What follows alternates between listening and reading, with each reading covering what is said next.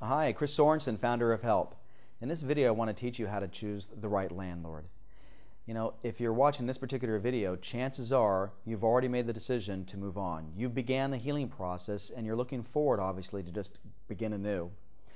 Keep in mind that everything that you're doing from this point forward, actually from the time you connected with your Help certified professional to today, is all about making sure that you will have the ability to borrow money for a home loan in the shortest 3 to 3.5 years.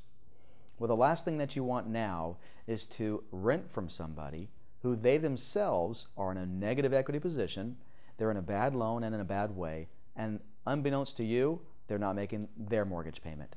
Yes, they're collecting rent from you, but they're not making their mortgage payment. And you may say, well, gosh, Chris, that's illegal, that's rent skimming, or that's immoral. You're right, it is, and it happens every day. So how do you choose the right landlord? I know I sound like a broken record, but you need to have a Help certified professional that you feel loyal to and they're loyal back to you. You see, should be a lifetime relationship. That Help certified professional has been trained specifically by me to make sure they get you into the right landlord situation.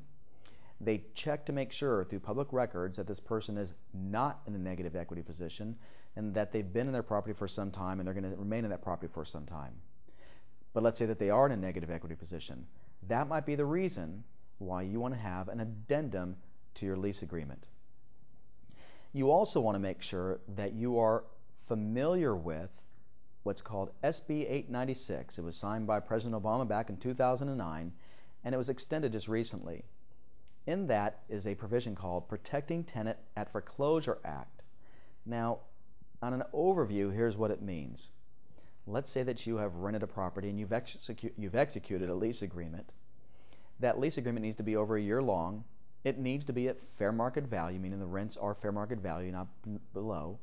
And when you executed, meaning you signed that lease agreement, you entered into that agreement prior to any default or foreclosure action taking place on your landlord.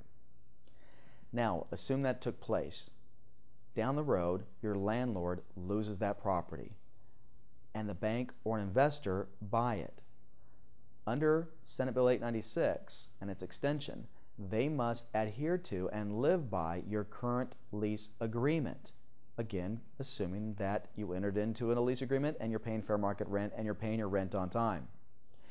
In the event a homeowner is buying that property where they're going to be actually owner occupying a home, they went to auction and somebody bought that property to live in for themselves.